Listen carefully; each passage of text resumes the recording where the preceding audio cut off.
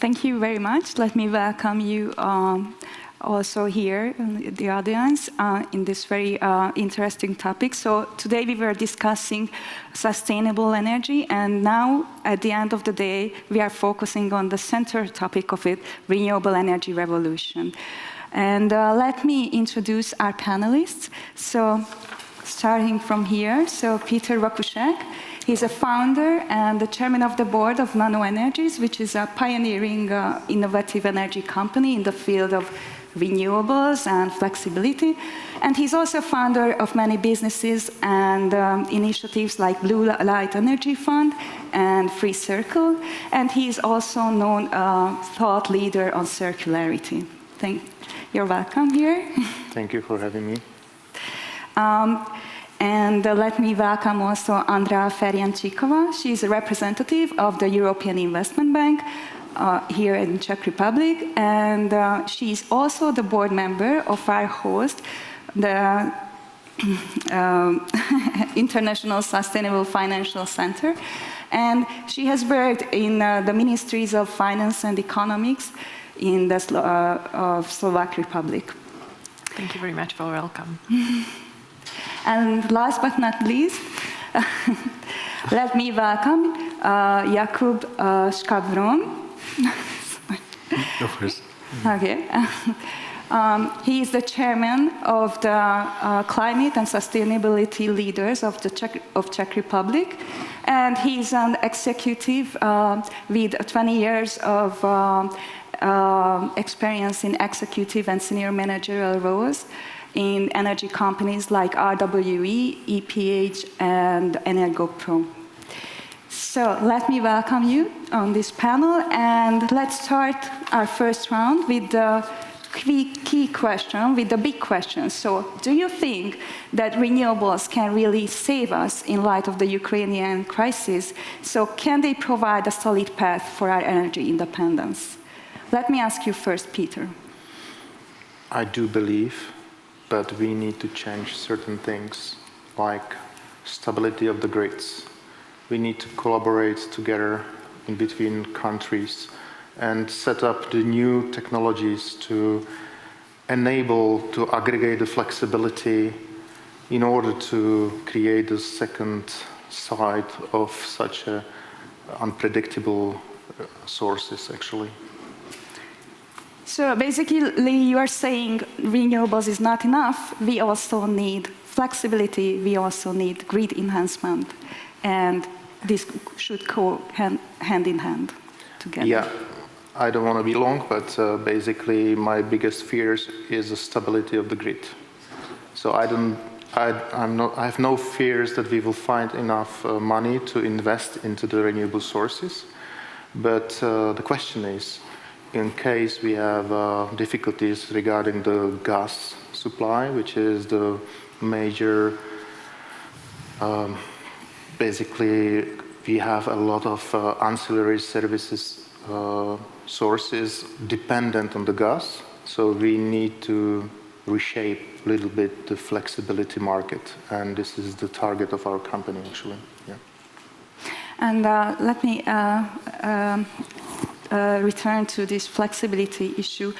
Do you think that this flexibility that is provided by gas power plants could be substituted by flexibility coming from, for example, the demand side and other sources?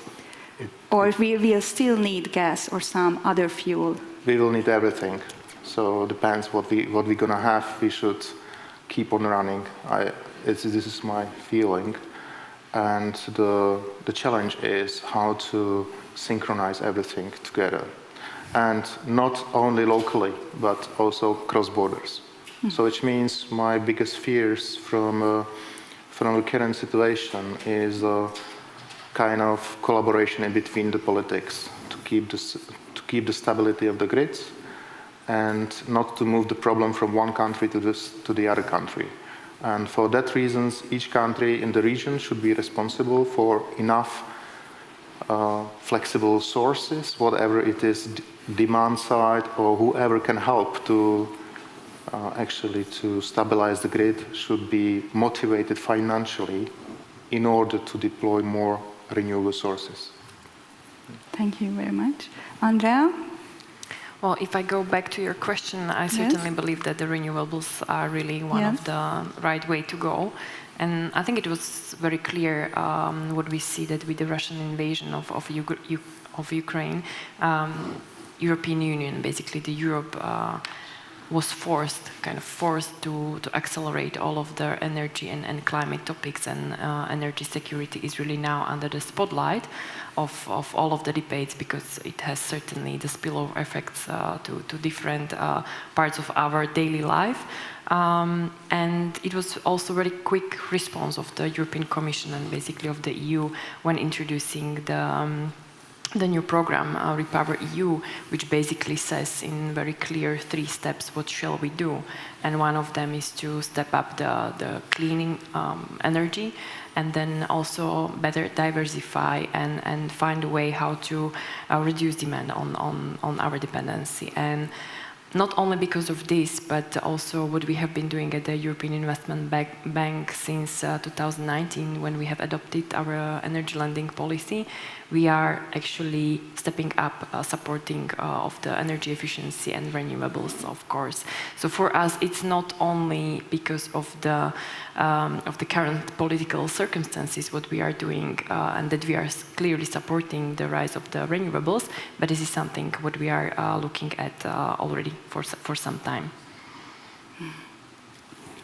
Jakub, what do you think? Can renewables help us? Look, probably I would start from different end of the angle. I do not believe that the renewables will save us today. I do not believe that the renewables will save us tomorrow. But we all agree that this is the right way to go. This is something which we have in common.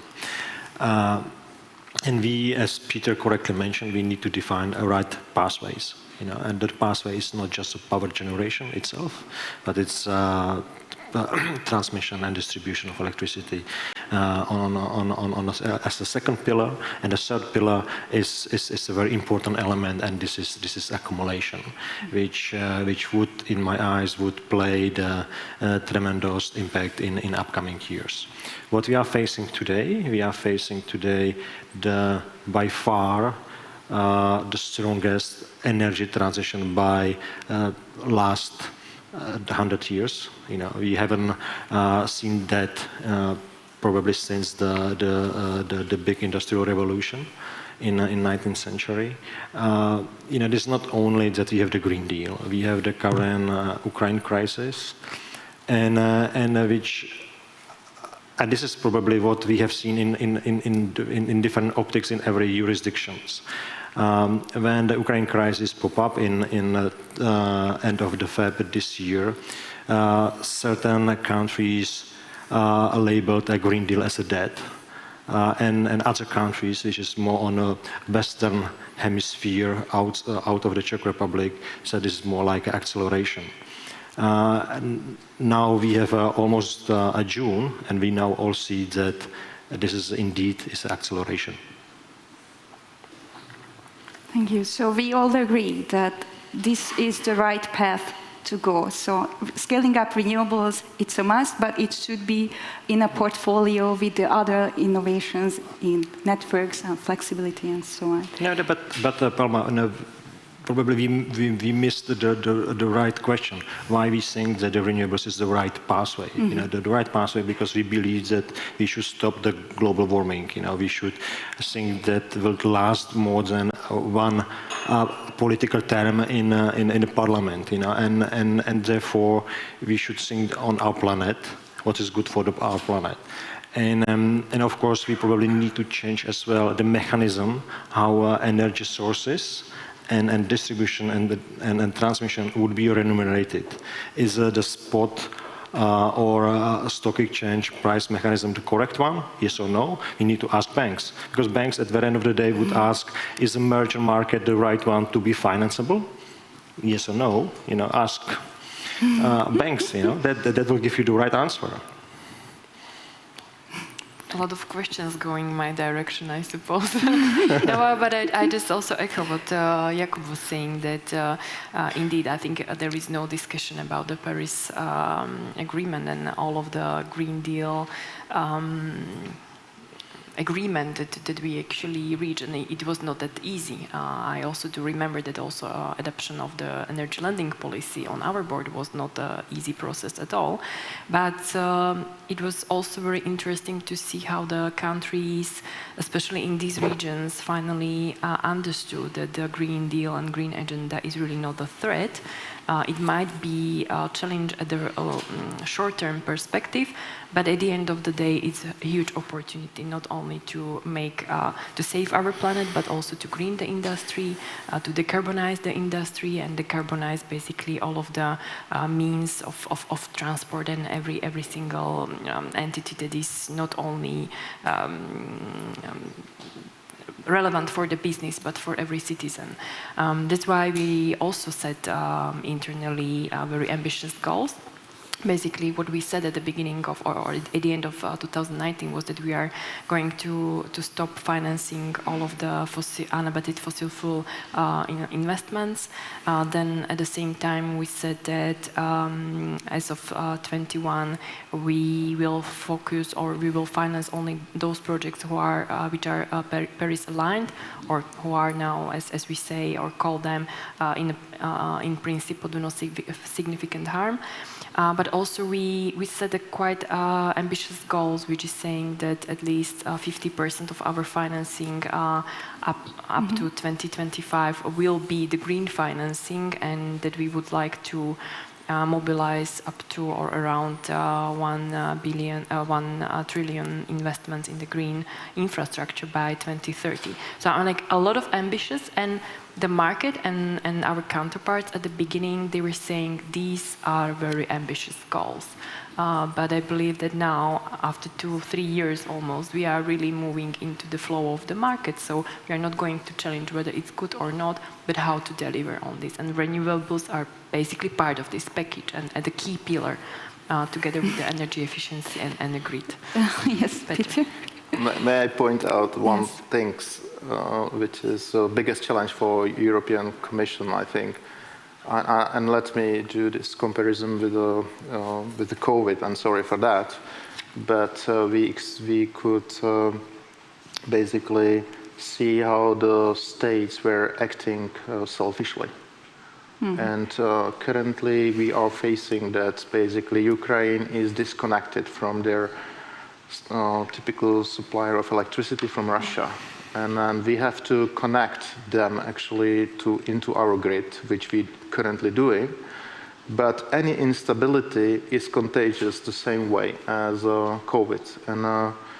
And I think the biggest challenge in front of us, and I agree all these goals are fantastic, but biggest challenge of tomorrow is how the local governments will find some kind of consensus of keeping the grid connected and stabilized, and still being able to supply with electricity Ukraine, whatever will happen very soon. So basically, my observation is that this is nice, the goals which we have, but at the moment will come something very serious, and we will face again the situation where we need to make quick decisions, and these decisions will be not to act selfishly, but on the global scale of Europe.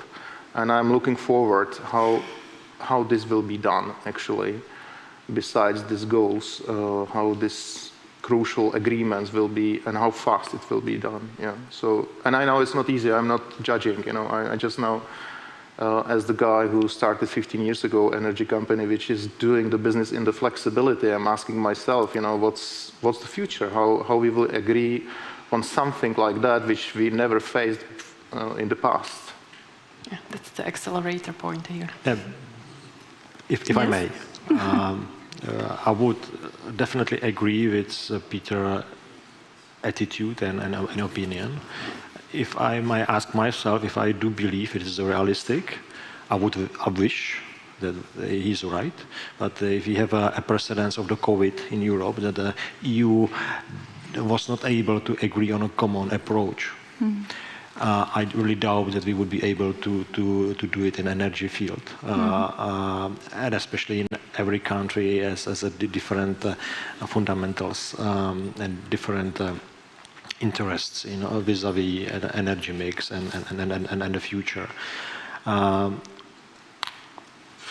I think that we now have a luxury time not to do the fast and not well-considered decisions. I might slightly disagree what Peter says, that we need to make a fast and quick decisions. We have to very carefully consider that we definitely facing end of the tunnel, right? We fully agree there's end of coal. We all agree that the nature gas as a sort of the bridging technology is not the one which has been chosen. Yes.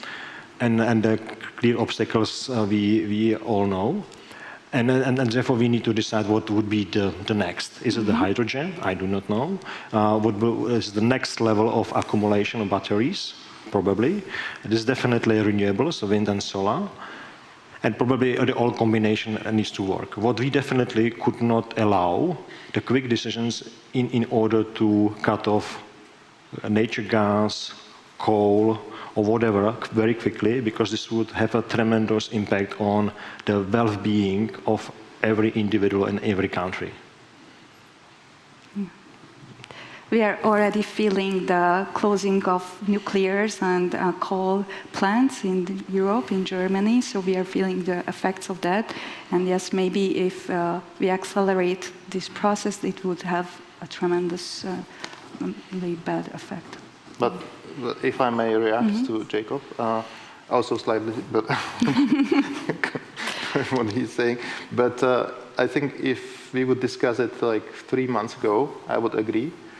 But 3 months ago, I also could see the light at the end of the tunnel. But currently, my feeling is that this light is the end of the train, which is not the exit, right? So I think the train is just going away, and we have to face the new situation, completely new situations, and we need to be ready for that, and we need to set up the government. Some special groups, of experts, which should be already now discussing how we gonna make it.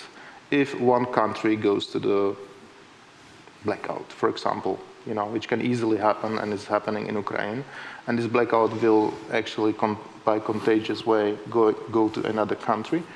In my respect, discuss now if the renewable sources, and I'm definitely the fan of it, is today the issue. We should run everything, for a certain period of the time, just to avoid the critical situations. So we should now maybe those two parties, like green guys, like I am green guys, and brown guys, we should really collaborate together. And we should really try to find the best possible solution, and maybe the financial part of it, against the losses which we could face in the case of a really difficult situation, is definitely saving. So we can win a lot of money, just not to come to the situation where we lose so much, right?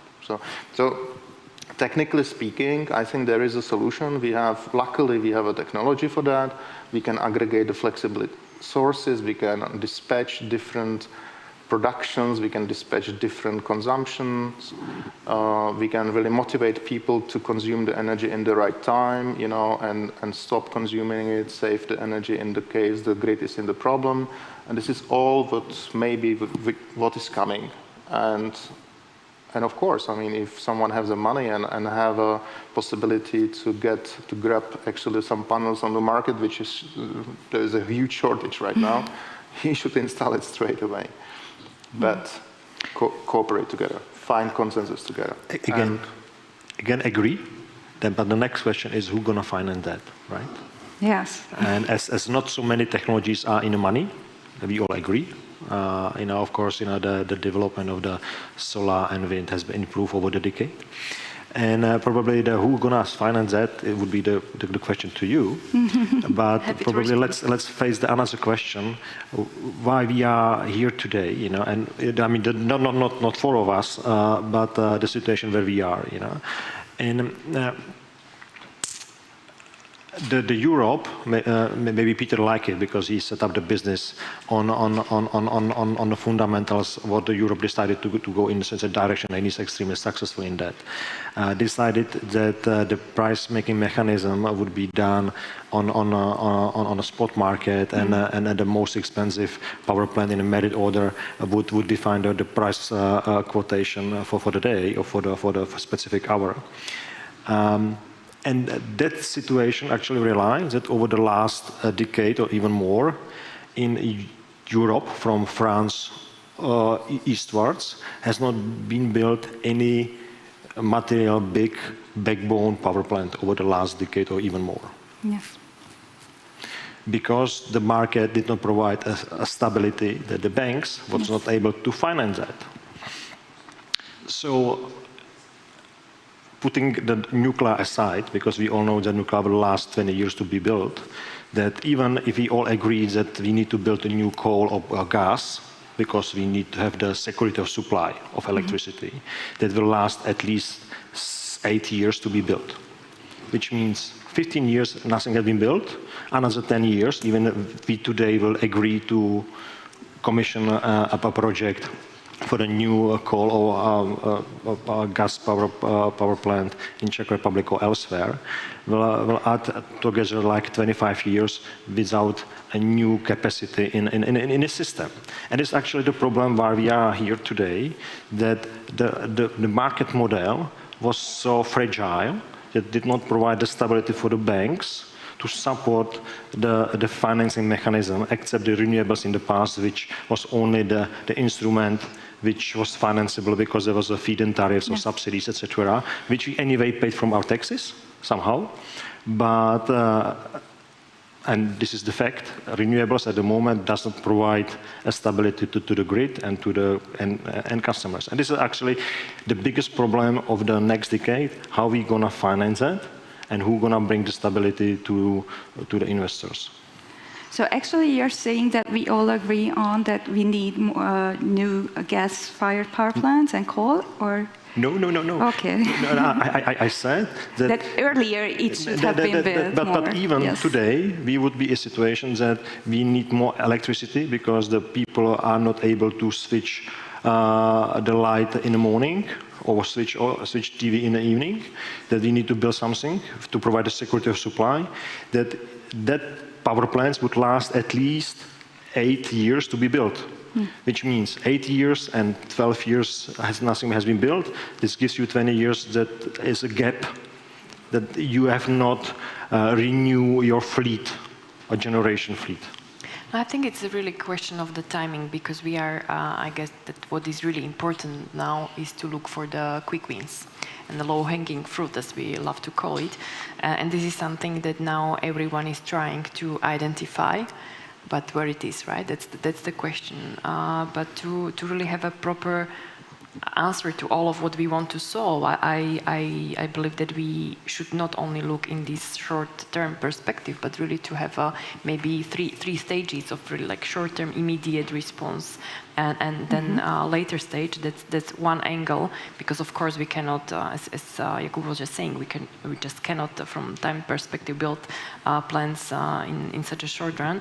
On the innovation and on the financing, I think that here is something that I would like to highlight, because the EIB is not really like a private bank or the commercial bank to go to the market and to finance maybe some trendy projects, but our role is basically twofold. First of all, we finance projects which come, or programs, investment programs, which come as a which have a counter-cyclical role. So we are pretty much active during the crisis. So this is the time now. It has been the time during the COVID, back in the financial crisis. So this is one of the purposes why we do exist.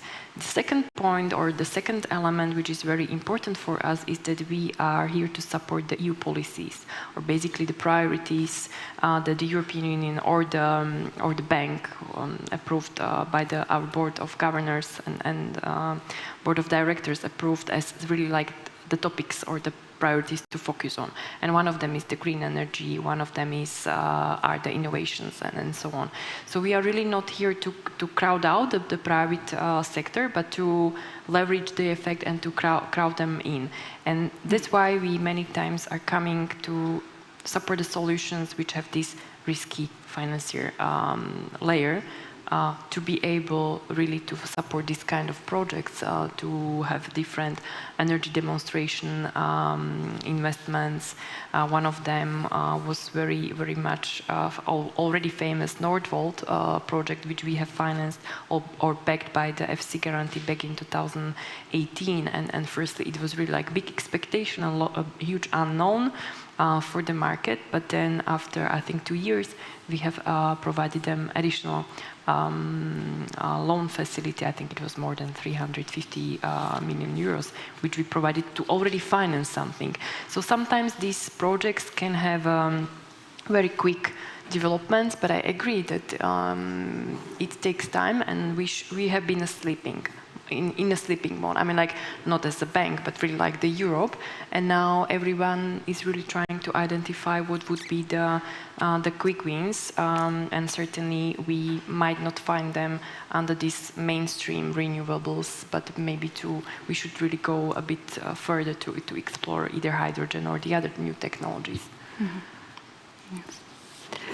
Petr, you were mentioning many times governments that they should take their part. So what kind of actions do you think governments and the financial sector do to help innovative energy companies? So first of all, I would like to say also a big thank you for European Commission for last decade, because maybe ordinary people didn't recognize it, but actually the borders are now the energy is flowing through the borders based on algorithm. So it is a big help for liquidity for each country. Mm-hmm. And that was a not easy process. And it was really pushed from top to the bottom to the local governments. Because obviously the business of providing flexibility locally is a great business. So the European Commission pushed the local governments actually to make the kind of ancillary services cheaper, because coupling the countries was a big help, and it happened. I cannot imagine if we wouldn't have it today. So this is a big thank you. I will pass the message, because we are only policy taker, not policy makers. So from that respect, I'm really big fan of European Union, because I see it has a value and brought us a big independency, and this consensus I spoke about. I'm just worried to lose it, you know. And local governments, sure. I mean, my observation is then that if there is enough push from European Union, they step by step, they a little bit dilute everything, but on the end of the day, they make it. So again, the big role of European Union and European Commission is there. On the other hand, we have, speaking about Czech Republic, we have still great engineers in the public sector of energy. And the country is great. We have such a big reserves, export energy country, you know, who can say that? I mean, in Hungary, you know yourself how difficult it is. And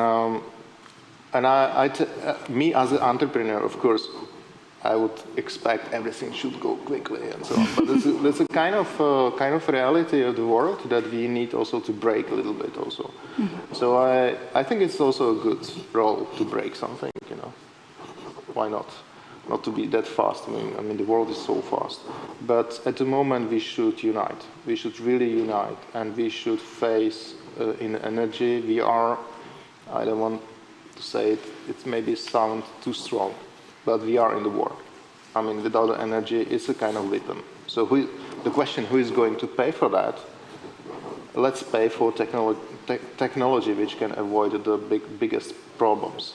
Because if the problem is happening, like blackout, whatever, it will cost human lives, actually. So, and I see that quite real.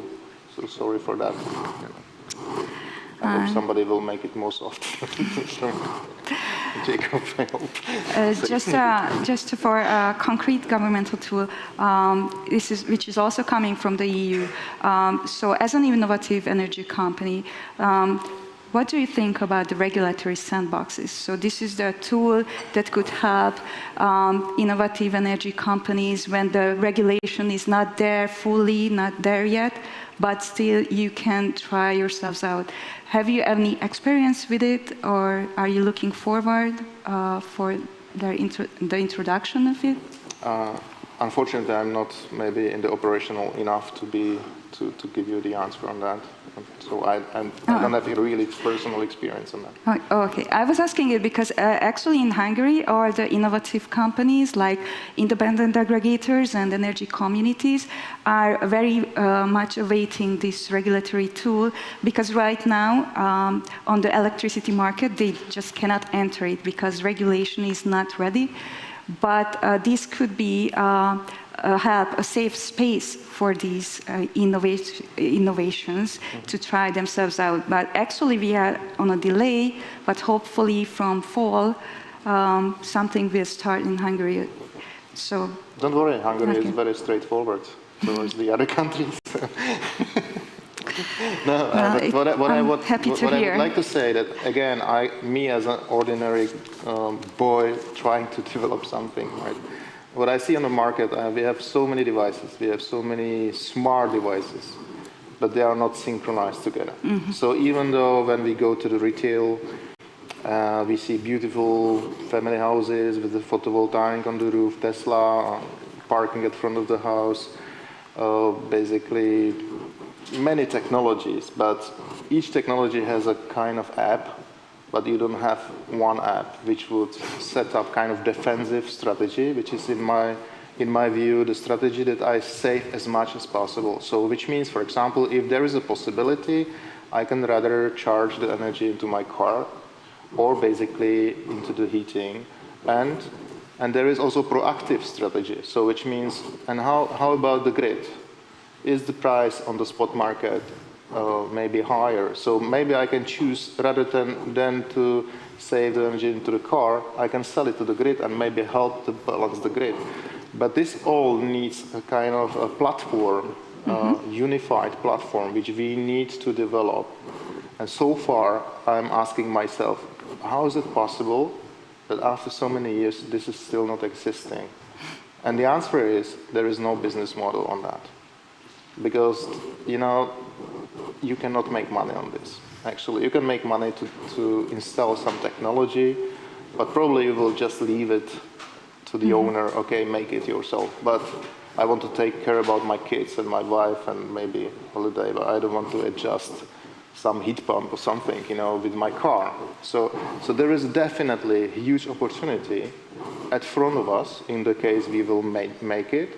But we need to have this wake-up call of the end users, that they suddenly start to think about the energy. So how to save. So there is also opportunity on the difficult situation where the prices are so high that I basically can change my behavior in order to save money. And this is heavily regulated because in the case the regulator is not enabling companies like us to provide the end users that he is actually motivated by money to change his behavior, this is going to be difficult. So we need to be in the deep discussions with distributors and basically TSOs, in order to solve the situation. So it's a very complex problem. Yes. The money will not solve it. The only one who will solve it is a new generation, I believe so. Because they do it just not because of the money, but just because they are motivated from inside. And I see it in my company. I see that new people are coming and they really want to do it for better. Or the new crisis will solve it. So mindset change is This is a very important topic, the mindset change. Probably now I slightly disagree what shouldn't be a driver of this mindset change. And again, we should take off from the Czech Republic perspective and look at from the European or global perspective. And I've been experienced that in many, many ways over the last 5 years, that in Czech Republic mostly, or Slovakia, if I may, people always ask if you're gonna change for reducing carbon footprint or issuing the green bonds or changing any technology for making more greener, if you get something in return, right? Therefore, I don't think, and abroad, Germany, France, UK, usually people, especially the younger generation, as Petr mentioned, think we are doing so because it's right. yeah. Yeah? And this is the right attitude. I don't think this is the right attitude, despite the fact that now energy prices are super high, that the driver should be, now we are paying more for electricity, therefore we have to change our mindset. Of course, this is the driver, no doubt, and I think that the people are forced to do it, but I think that we need to educate the population in a way that we are doing because it's the right. That's the fact. And as Andrea said, it's not just because of decarbonization, but now because of the war also.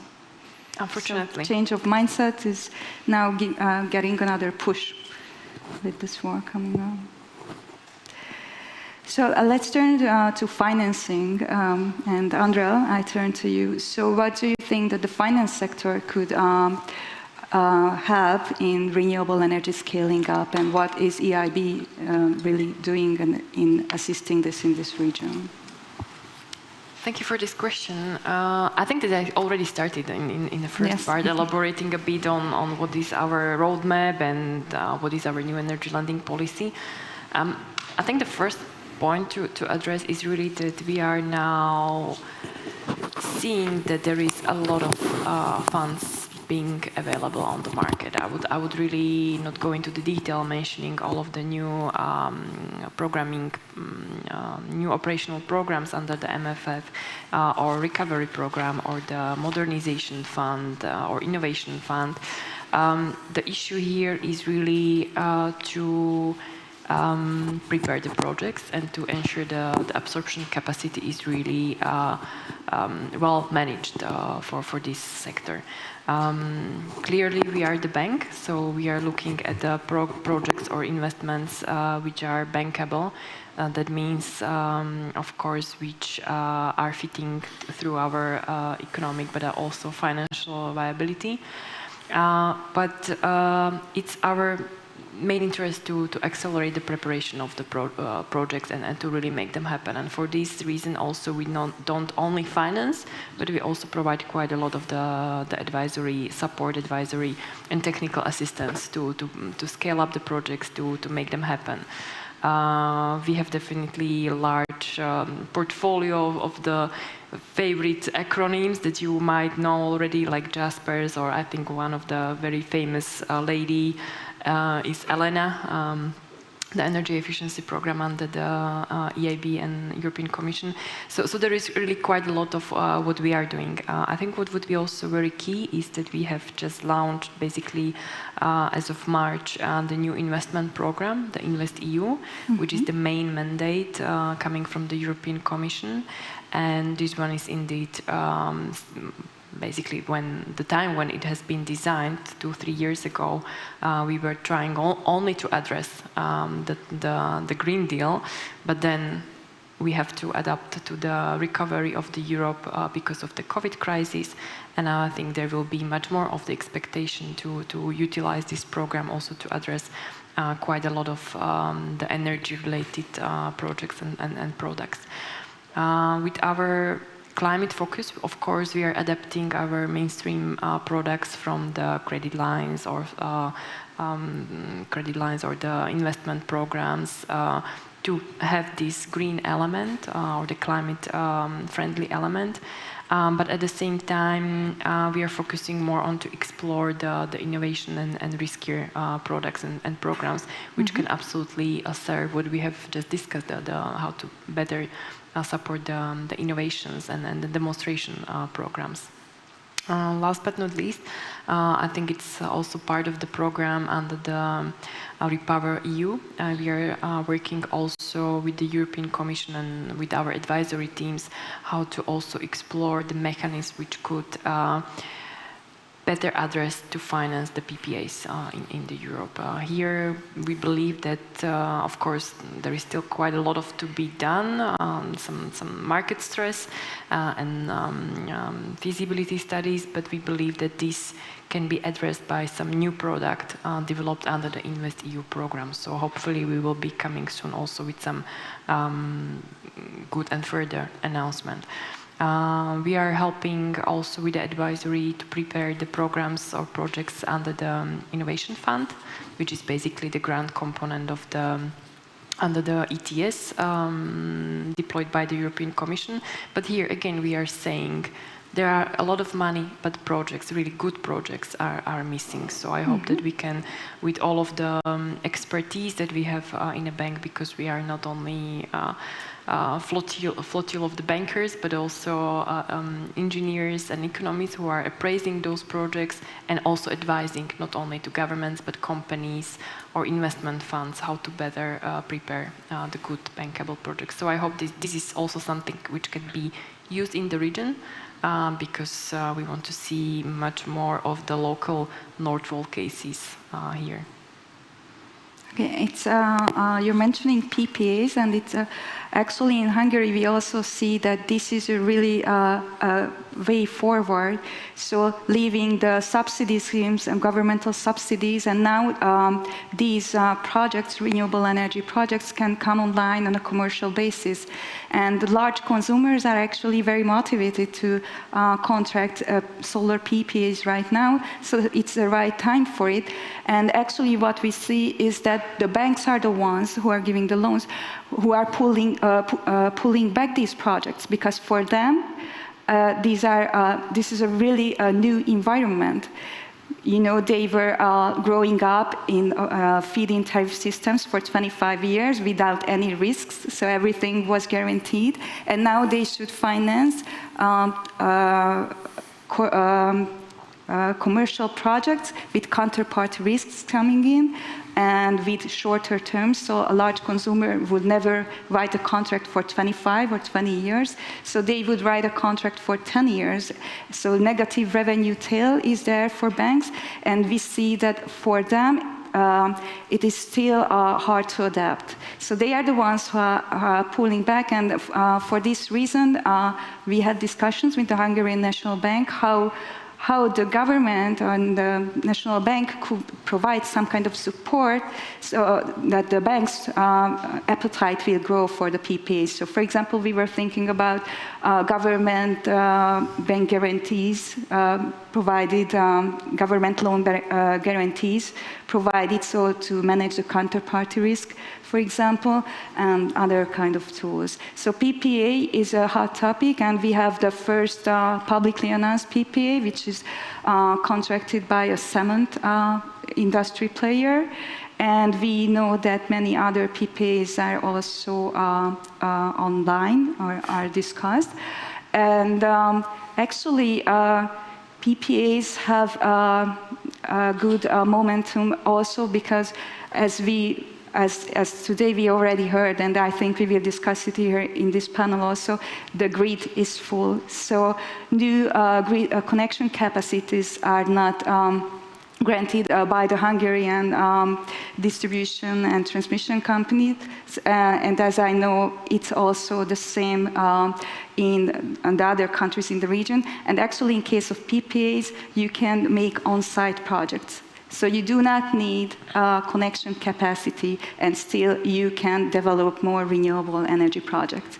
So they have the momentum right now, and it's very good to hear that you are also working on suggestions on how to improve these products. If I may? Yes. There are actually two topics which I would like to build on. The one is as I'm representing here an association. As part of association, there are the significant majority of the banks which are operating on the Czech market. And we, as part of the association, established the several working groups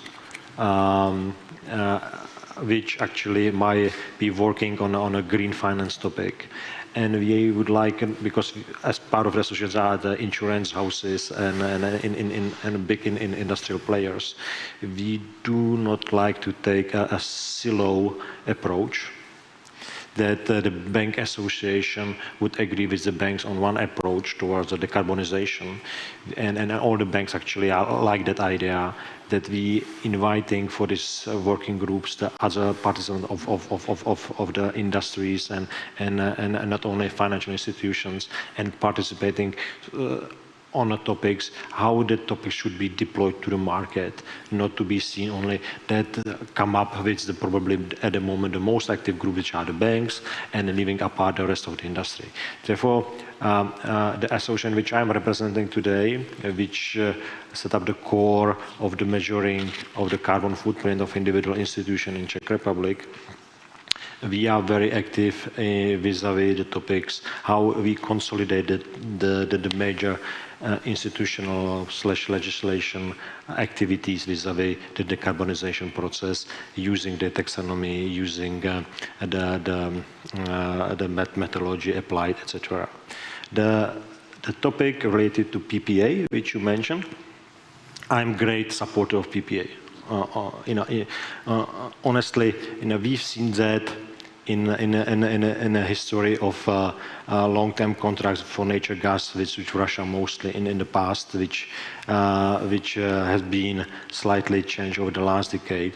But what we completely forgot, that Japan and East Asia and South Korea, the all LNG is linked to the long-term gas cocoa contracts, which are oil indexed, these contracts are bringing the stability to the market.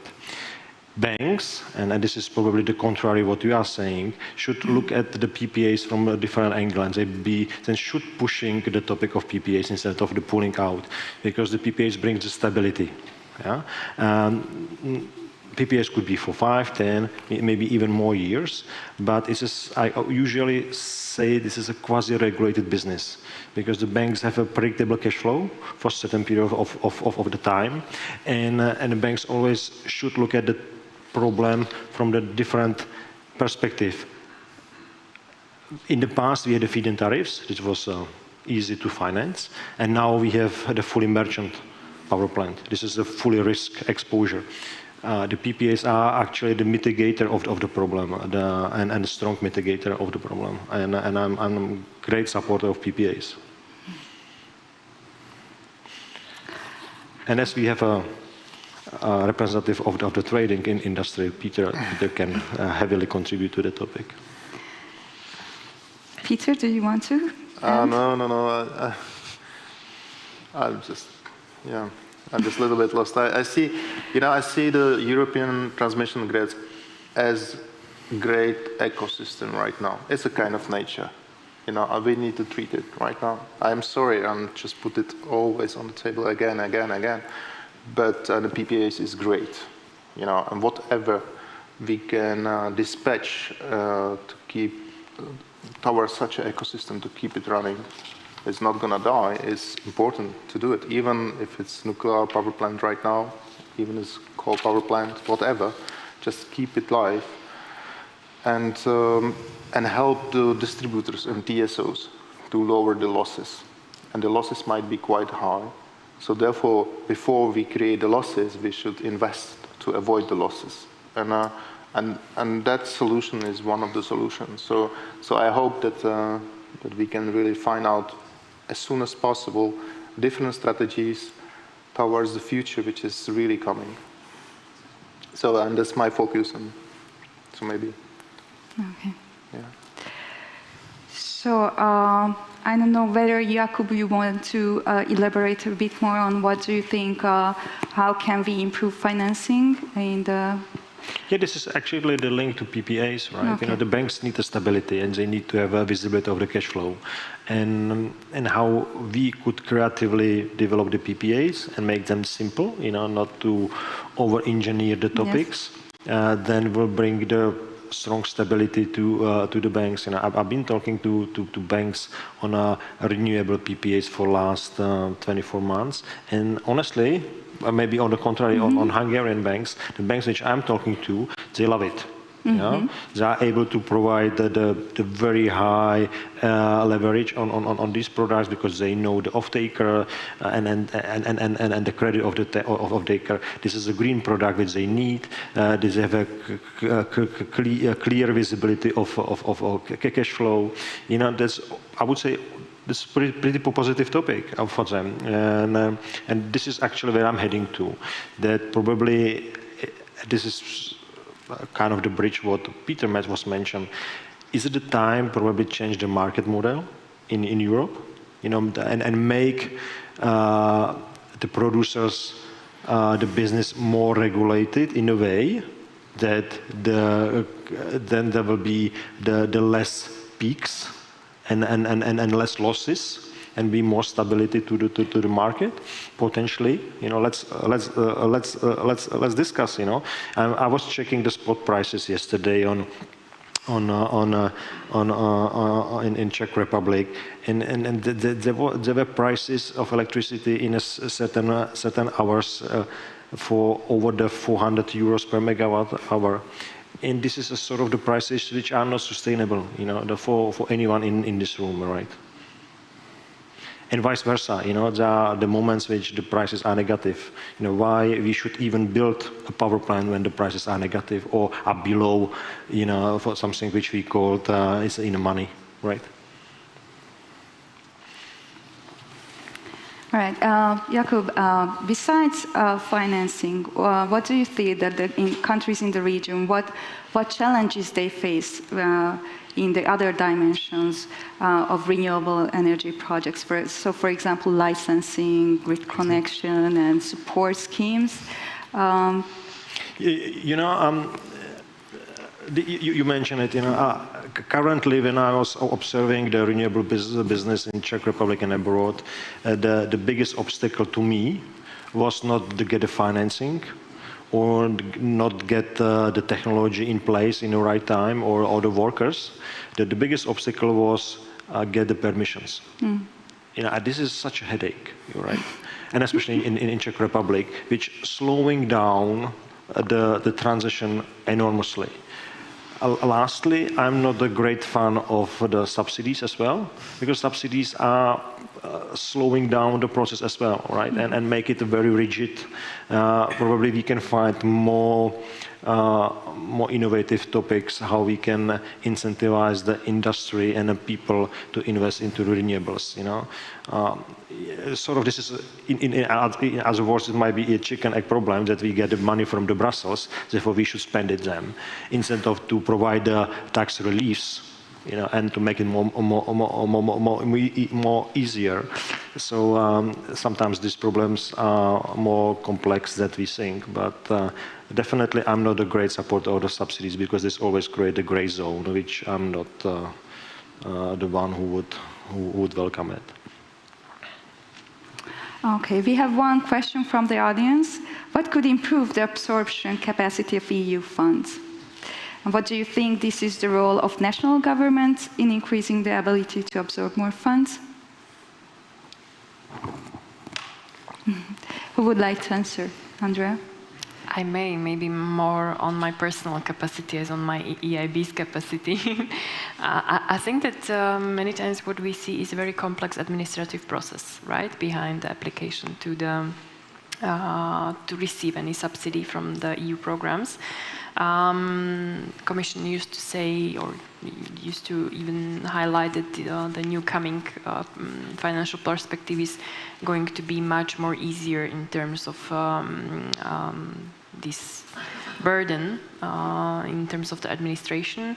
From our point of view, we also see a bit of easing of really like of this complicative rules, because we are even trying to scale up our potential how to create the financial instruments from the subsidies or from the grants, from the EU grants. So certainly that there is one part, the other one, absorption capacity. I think that even if there would be more transparent process on which kind of calls, or kind of like which kind of programs are going to be and when they are going to be announced. This is at least something what I was hearing when attending one of these workshops somewhere in the regions north in Czech Republic. So this is certainly there. We used to say that that's why also sometimes financial instruments provided by the EIB are bringing much more of the flexibility and increasing the absorption capacity. So if I may do this advertisement here, I'm happy to do so. But yeah, I think that everyone understands this as a problematic topic. I see that the European Commission is improving, but there is still quite a lot of to be done, but of course at the national level as well. But I leave maybe gentlemen to complement, because they might have also their interesting views. I have nothing to say. Nothing to say. You left me there. Okay. Then Petr, I turn to you. So what do you think that after the breakout of the Ukrainian war, will there be more focus and support on innovative energy solutions? Yeah, I think we will evaluate definitely more this resilience of the grid, resilience of stability, and I think even the retail customers, they will understand that basically they have to behave a little bit different, and that they can maybe save their money inside kind of crypto of kilowatt hours, which will not frustrate them every year that they need to change it for fiat money or something. That was always my dream from the beginning of when I funded the company, actually to work rather with the currency which is connected to the real value. And I think the world can change really a lot based on that. Because in the case, people would think rather more in the energy value. Nevertheless, this is the money you need to print to move with your electric car to heat your house, and you basically will be in a similar situation like typically businesses those days, that you need to hedge yourself, your consumption, which was not the case which is not the case right now even, right? But that can become kind of new normal.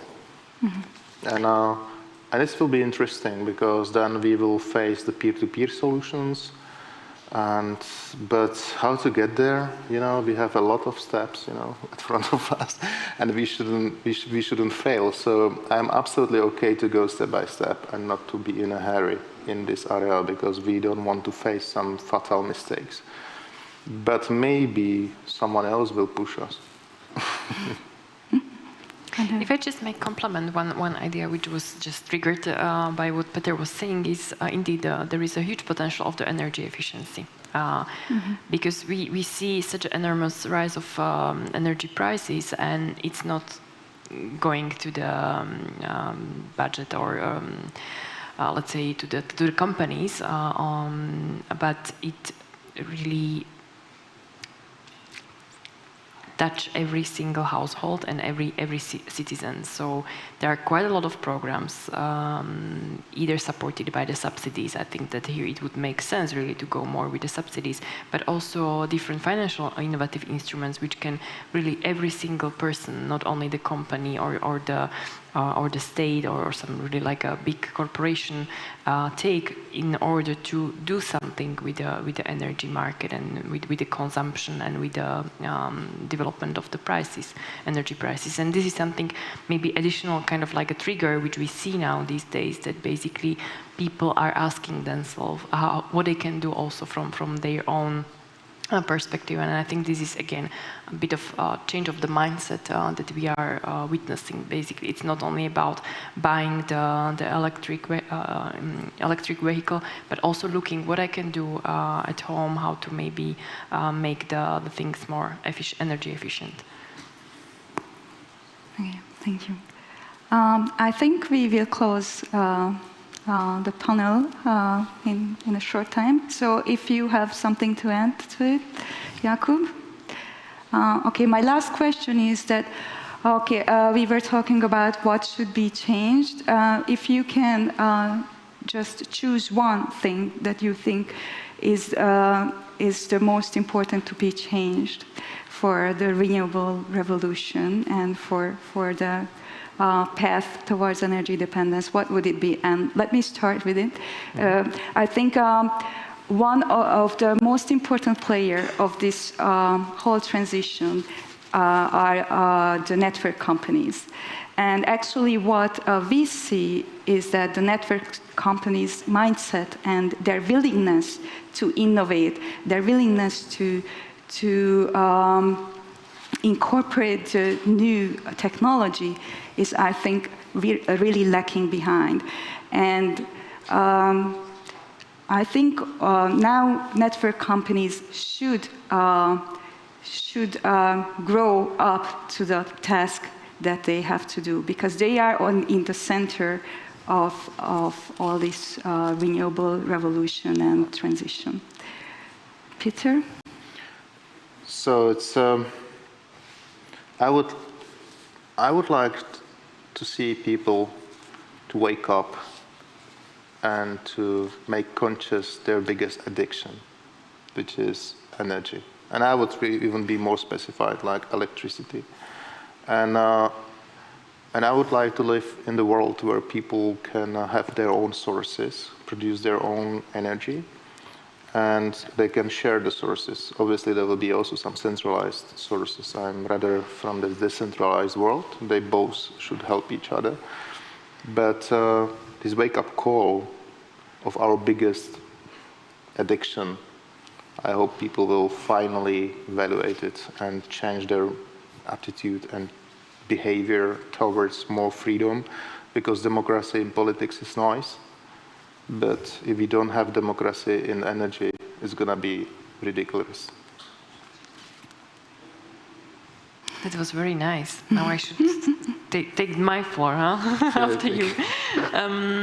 I would believe that what I would love to see is out-of-box thinking, because if we are only here to try to figure out what should save us with our very conventional thinking, I think that we will not move that far away. So out-of-box thinking, and since I'm here sitting on the European chair, I would also emphasize this European angle. I think that Europe has really a lot of hidden gems in terms of the potential innovations and really innovative solutions. But sometimes we are just maybe too shy, too humble to speak about loudly, and maybe even to share those ideas even across the border. So I wish some of these triggers, like these crises that we are living, can really open up the minds of European innovators to really move a bit towards the leadership. So that would be my dream. Thank you. Jakub? Yeah, it's difficult to close that, as everything has been said. Looking up, I strongly believe that we should be more positive. And without a positive attitude, we hardly could change anything. I used on one conference like 4 years ago a metaphor that is similar like what we are eating. If we're gonna eat the hamburgers every single day and if starting from early morning to late evening and enjoying the lots of beer and lots of chocolate, we probably will have a difficult elderly period, right? And this is the same like with energy, you know, and we should think what will come in next 10 years. And we should be positive, and we should do some exercise. That's a good thought for the end. And well, thank you very much for this very thought-provoking discussion. And we are closing our day of sustainability and energy. And enjoy your rest of the day. Thank you. Thank you very much.